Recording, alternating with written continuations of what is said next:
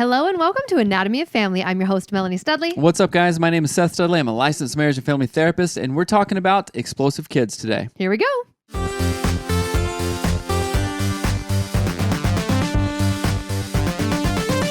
Hey, guys, what's up? This show is brought to you by thestudleys.com/coaching. That's right. Go to thestudleys.com/coaching to book a call with us today to see if coaching is a good fit. If you want to change your life, change your marriage, change your parenting style, let's do this, people. Send us a call. All right. See you soon. You'll love it. Send us a call. Right. Always sending us calls. All right. Send us the Today's call. question was sent in by a listener, and it's saying, help, I have kids with explosive behavior.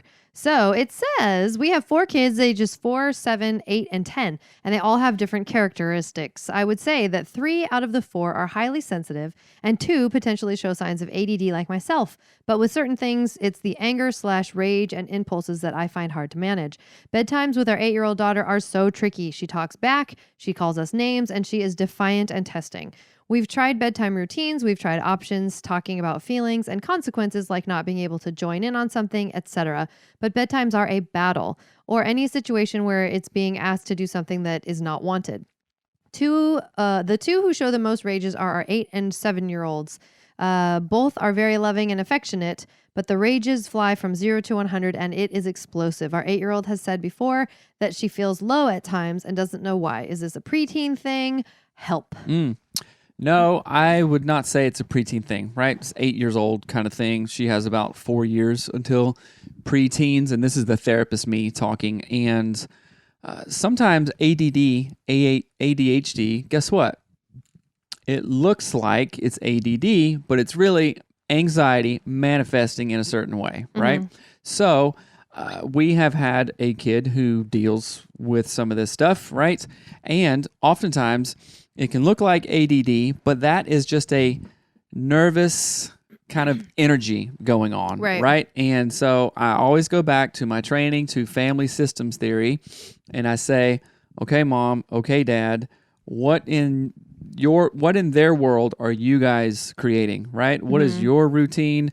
Do they see you guys be affectionate, have routines, have goals? Are you guys on the same page? There was a long time ago, and when I was doing private practice, there was this family who the little girl, she was, I think, 11, maybe 10, 9 or 10 or 11 or something, and she was just got this phobia of going to school, right? And the mom had to go to school, stay in the office all day. The mom was there at school all day. That was her day. The kid would stay in class only if the mom was there, right? If not, it would freak out. And I was like, wait a minute, okay, it's not this little girl's problem, right? This little girl is processing something.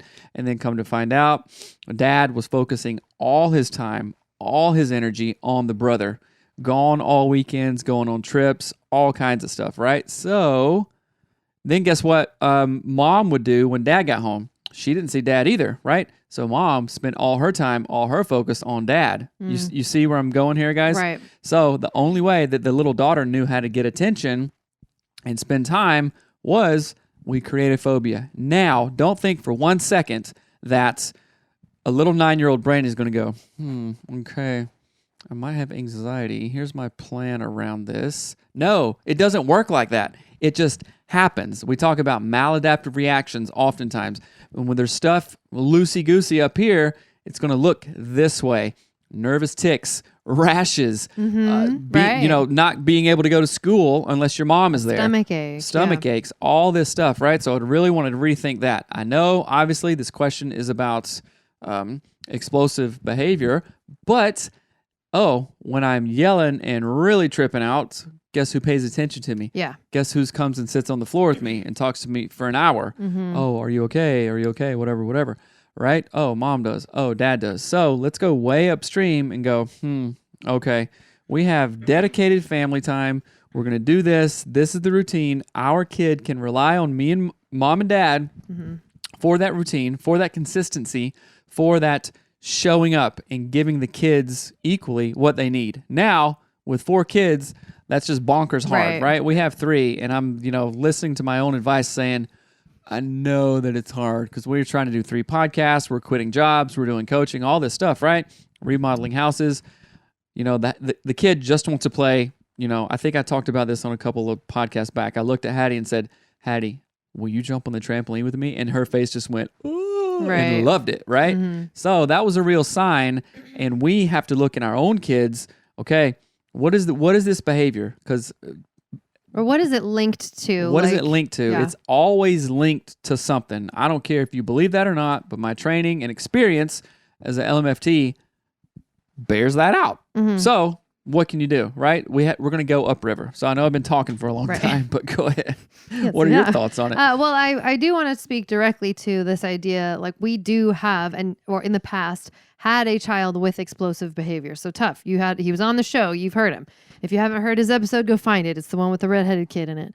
But he was very explosive for 2 years, maybe. I mean, he struggled with it a lot when he was little, but when he was little, it wasn't like a big deal because he's little. But when he gets to be like your size, it's a whole different story.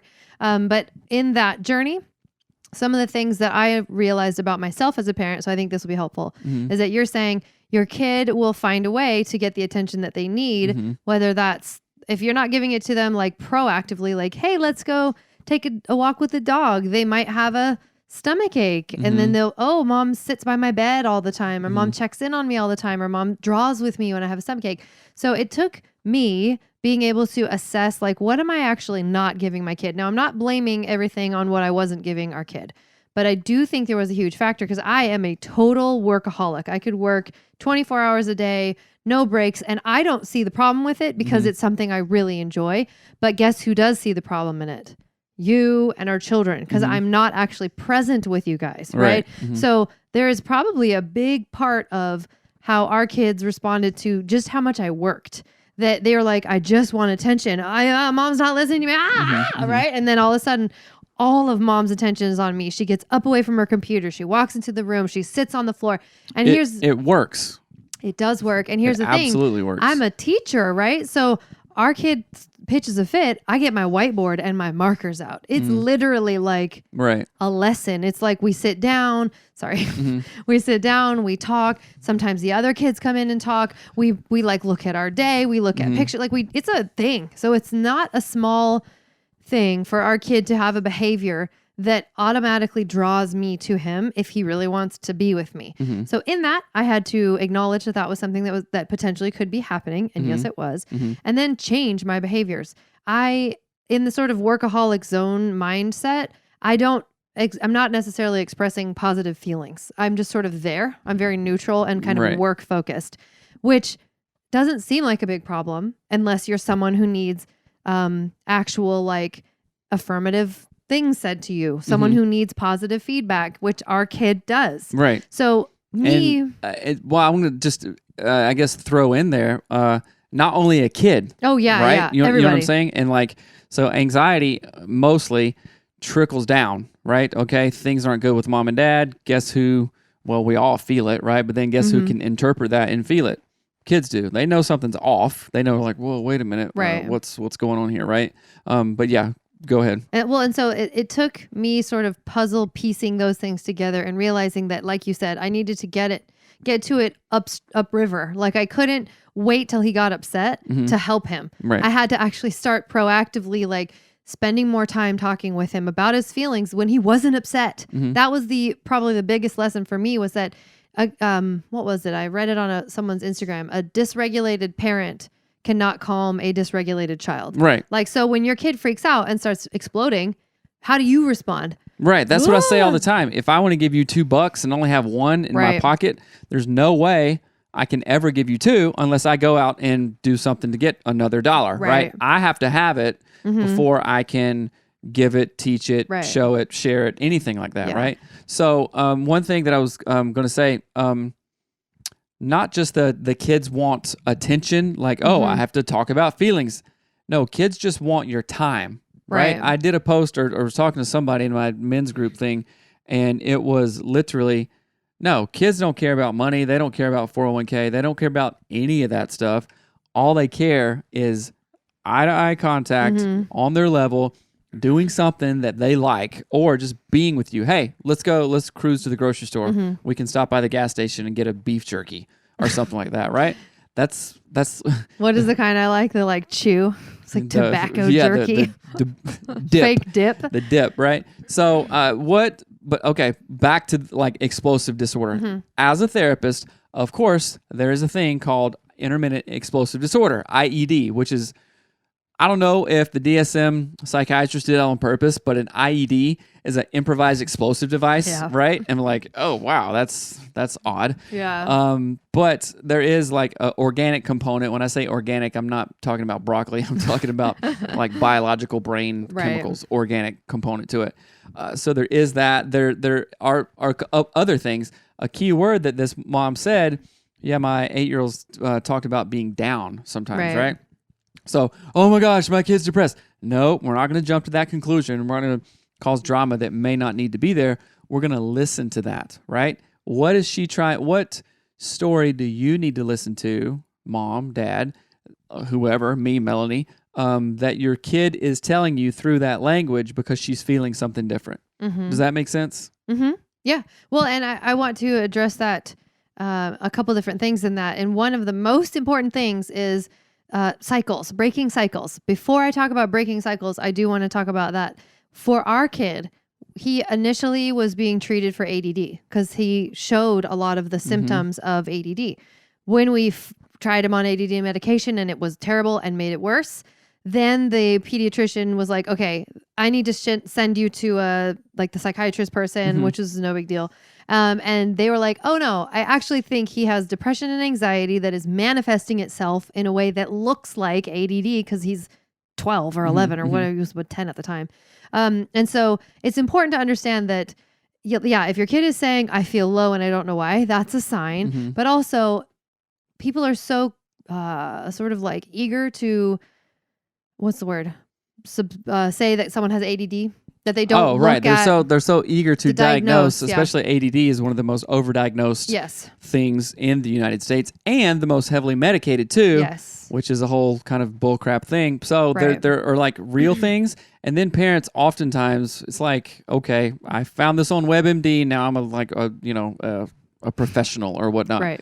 Oh my gosh, my kid said that they were upset one time. What do I do? How do I do this and do this? And one thing, I'm going to kind of go on a tangent here, but I think it'll be helpful, is I really hate it when parents don't, they just tend to go to the worst case scenario sometimes and then go and either over-medicate or go directly to therapy, but don't change anything in the system, home, right? So let's start there. Right. Okay. Well, and that's what I don't care about ADD, intermittent explosive disorder, depression, anxiety.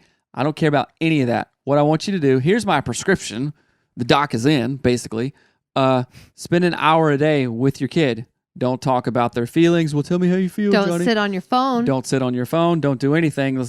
Let's take a walk. Let's draw an elephant together. Right. Let's play Lincoln Logs. Let's play Duplos. Let's make scramble eggs or something, make toast. Right. All these things, I promise you will see a real difference, a very marked difference, right? Why? Oh, because we've seen it in our family, right? Is it easy? No, I was playing Duplos with Hattie last night, and I'll be real, I was like, come on. I know. But then I had to slow myself down and say, you foolish man, like for real, don't be a fool.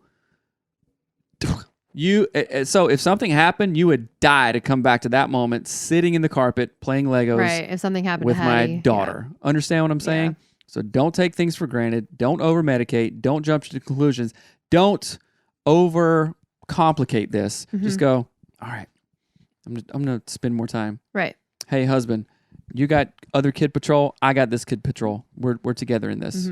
Right. And I go back to this idea that it's about breaking cycles. So that, what Seth is talking about, playing Duplos on the floor, playing Legos, playing Roblox, going walking, that breaks a cycle. If that's not something your kid is used to, you're breaking a cycle with a positive, sort of inserting a positive cycle breaker in there, if that makes sense.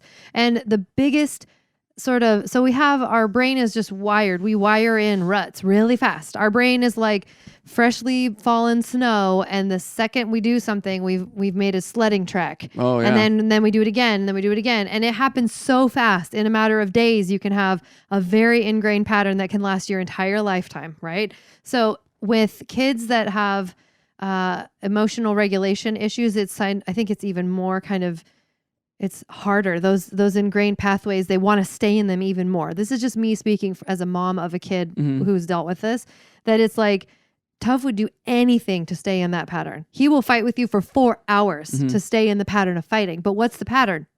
Fighting, right? So we've got to get above before the fighting part and figure out ways to break the pattern. So that might mean something as simple as saying, before anyone's upset, before it's even bedtime, you say, okay, we're starting a new thing, especially because you got younger kids. You can say, the doctor told us that we have to put the kids to bed at 8 o'clock. So we have to do this new thing. We're going to mark it on our calendar, blah, blah, blah, blah. We'll put it on the clock. But a lot of it has to do with breaking cycles and inserting something positive where normally it would go from something neutral into something negative, if that makes sense. So a lot of it is, having discussions way in advance. Like I was saying, you can have blame the clock for the problems, blame the clock for bedtime instead of you. Instead of saying, I say we go to bed at 8:30 or whatever, say, ooh, the doctor said we have to go to bed at 8:30, so it's on the clock. We're setting a timer. And what is also helpful is it's not just, oh, poof, 8:30.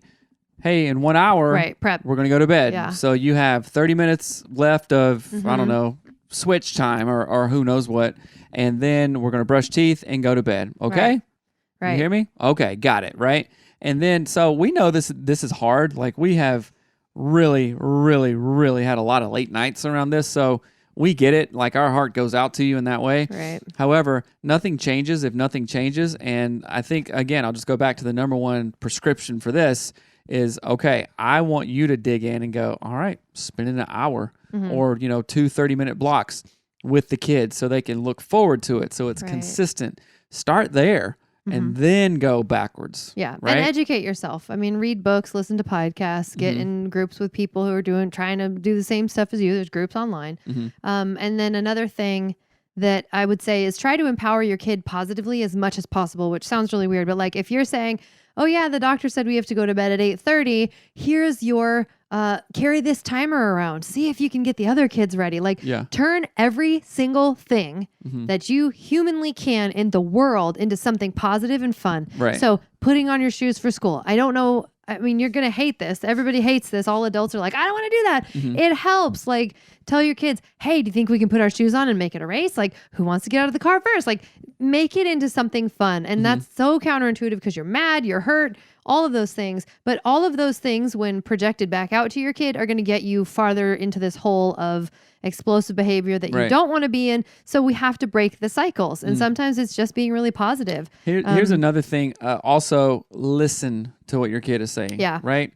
Don't dismiss. I think you said earlier, is like, and I'm a teacher, and that's great, right? I really appreciate about that. I appreciate that about you. Yeah. However, sometimes you do overdo it too much teaching, totally, right? Yeah. And like over explaining and stuff like that. And sometimes that causes our kids anxieties. Like, oh, I don't even know. Okay, this is a fire hose of information. So sometimes it's just like, okay, just listen. You don't have to be the savior and swoop in every single time. Of course, that's needed, right? And safety and other stuff like that.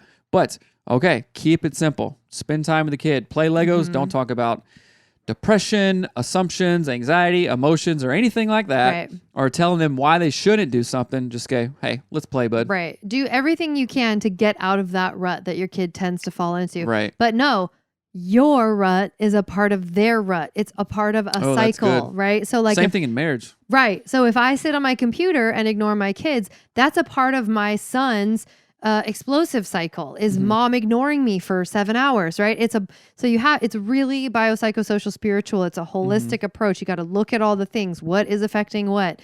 But again, I go back to this idea that if you can empower your kids positively before they get upset, that's your best bet. Empower them to get a good night's sleep. Talk about this stuff with them, not when they have to do it. That's the hardest part. Oh, man. Don't talk to your kid about balancing their emotions when they're losing their mind. That's It's not like when they're going trying to to be able balance to do your it. checkbook when you get a discontinued check notice or whatever, Right. a debit card fee in the mail. You're like, oh, okay, now time to do it. No, Or the like- time to do it was a week ago Right. or a month ago or 6 months ago. Trying to check your oil in your car after you've totaled it. Like wrong Yeah. time. Wrong. Or when you're driving. Right. Yeah. Right. When you're driving. So that doesn't Yeah. work. So we guys, hopefully this has been helpful for you guys. If you have any follow-up questions, I encourage you. So I know that this question came from the Facebook ladies group, right? Yep. Why don't you tell us about that for a minute? So if you are in the Studley's Facebook group online, we have a women's group and we talk about all sorts of things there. And that's where that came from. We've got hundreds of ladies in that group and it is very, very fun. We have great conversations there. So you can do questions through the group. You can do them, send them to us on Instagram and all that stuff, or hello@anatomyofmarriage.com That'll and work. send them in there. And if the show is helpful to you, please rate it and review it on iTunes. That's one of the most helpful things you can do. We're almost at 1,000. Yes. And I want that 1 point whatever K, right? So if you have not That rated K our looks show, good. go rate the show so we can hit 1,000. And for you who have rated the show and support the show, thank you so much for everything that you do. We love you. We love you. We love you. All right. Have a good All weekend. right. Talk to you later. Bye. Bye. What? Because this airs on Friday, right? No, it doesn't. I don't He's know why I lost his said that. mind. Sorry. Okay. All right. Bye, guys.